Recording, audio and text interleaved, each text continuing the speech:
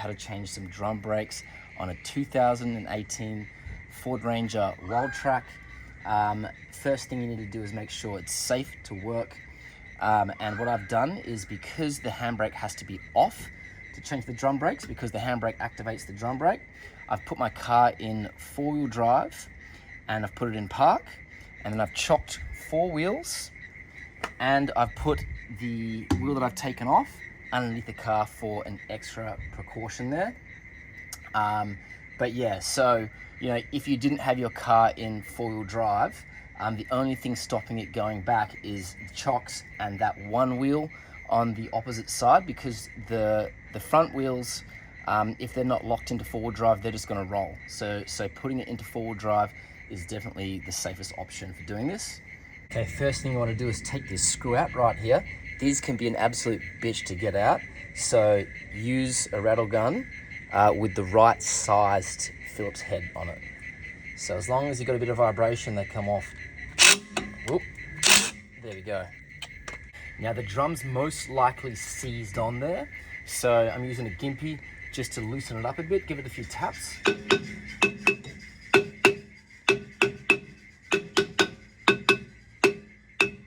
And then you want to get a pinch bar or a crowbar.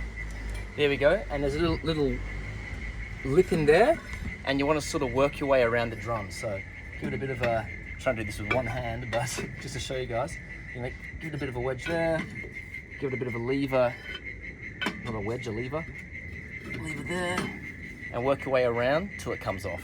All right, guys, it was getting late last night, so I've decided to continue this morning. A little hack here. If the drum is seized on there, you can use the same screw that we undid from here, and you can put it in this above hole. This is specific to a Ford Ranger.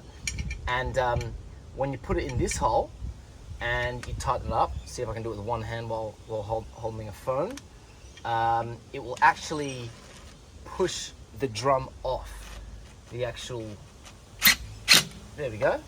So that's basically broken any of the rust which has seized the drum on there. Okay, first thing I'm going to do is loosen the brakes with this cog right here. There's a little clip which actually, this is tightening, so it'll click when you're tightening, and it clicks into place so it can't loosen once it's been tightened. But the way to loosen it is you just want to push this back and then do the opposite thing while it's pushed back. I'm going to loosen this the whole way just to make it easier to take these springs out. All right, next thing I'm going to do is take these two springs off here, one here and one here. I'm going to use the pliers for this one on the bottom because it's a pretty easy one. There's a hook on it, so you just unhook it that way.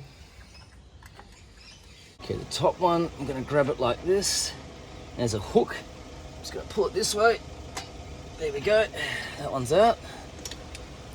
And I'm going to just remove these two springs here, which hold the brake pads in place. And to do that, I'm just going to turn these little levers here and hold these down a little bit with my finger. And there we go, that one's off. And this one here. There we go. And once you've done that, these bad boys literally just pop off like so. That one comes off.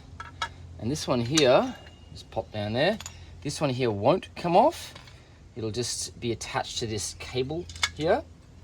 And now we need to remove this. So to do that, I'm going to, multiple ways you could do this, but I'm going to use the old screwdriver trick, which is just pushing it with a screwdriver. Make sure these things can flick off, so just make sure you've got your hand over it so you don't lose it. And once you've done that, I'm going to get my new brake shoe like that. I'm going to pop this off. I'm going to pop the new one straight back on. Boom, there we go. And this one's going straight back on so we don't lose it. I'm just going to push it on with the end of the pliers. Just like that. There we go. That one's back on. Now I'm going to pop this bad boy straight back on. so it's going to go on that way there. The tricky thing is putting these little springs back on. Whoop, there we go. I'm going to show you how to do that. The best way to do it is to hold the end of it and push it out with your finger, because it's like a nail with a little flat head on the end. So one went like this. So I'm just going to go like that. That's where it goes. Now, once you're holding it with your one of your fingers on the back, you can put this back on. Most people will have a bit of fun trying to get these on, and obviously mechanics have the right tools to do it with. But the way that I do it is I just hold the pin with the back of my finger. And one thing to note is just making sure that this is underneath this lip, because it can be a little bit of a difficult time getting it under the lip if you set the brakes up without doing so. I'm just going to push this through like so. So I'm going to push it through, and then I'm going to try and grab the end of it and then twist it. And you'll find this will take a couple of goes to do, because it's a bit tricky. Let's see if we can, because I'm literally holding the brake pad with one hand and holding the clip with my thumb to line up pliers and get this pin through. If it's a bit off and it catches, there we go. Oh, there we go. And there you have it. That's one side done. Let's get the other side. I'm gonna line this one up here, pop it in there, and pop this little pin through there, like so. Get this guy here, pop her on, and looks like for the camera's sake, I'm gonna be doing this with my opposite hand.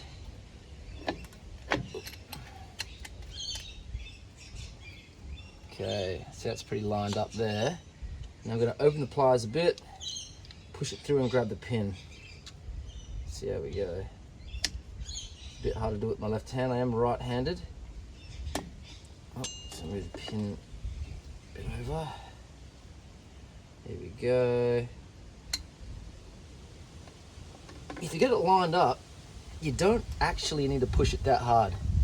There we go. The main thing is, yeah, it's just getting it lined up, and you'll make your life much easier. Okay, so the new brake shoes are on. Okay, so now I'm going to pop this little clip back on. This just goes like that. This little spring hooks in here. That hole there. And this guy here, if I get my pliers, we'll just hook onto this. Whoop. Can actually do it like this first to make it a bit easier to put on. There we go.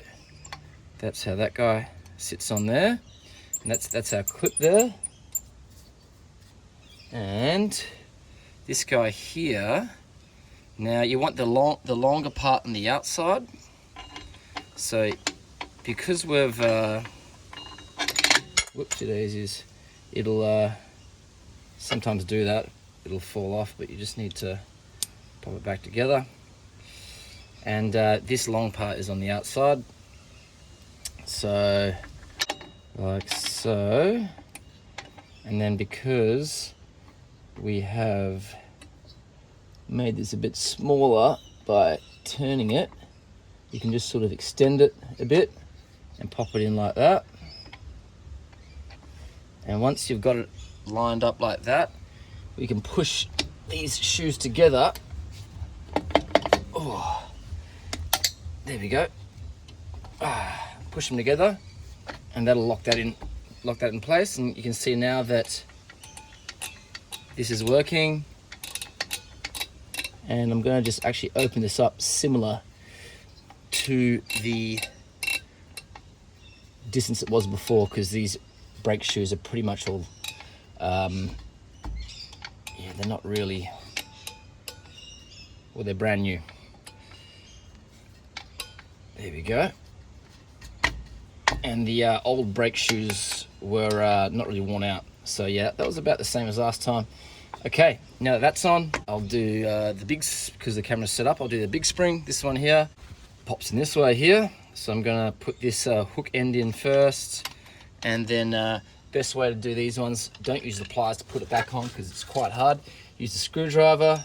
Just gonna hook it on the end there, like so. Whoopsie daisies. Like that. This is a bit of a fiddly one as well. And I'm just gonna get in a good position to, okay. Okay, now that we're like that, I'm just gonna put this guy in. You know, in hindsight, guys, how I tightened this up, much better to tighten that up after you've put the spring on. So you don't have to stretch the spring as far, but that wasn't too bad. Okay, last thing I'm gonna do is put this spring on the bottom, basically just like that. Grab this end with the pliers. It needs to go under this little lip here, and then we pull this through, pop it in, and there we go. That's basically it. There is a plug on the opposite side of this clip here. The only way to loosen it is to hold this clip down, so you can only loosen it with the drums off. But to tighten it, there's a little plug in the back of this.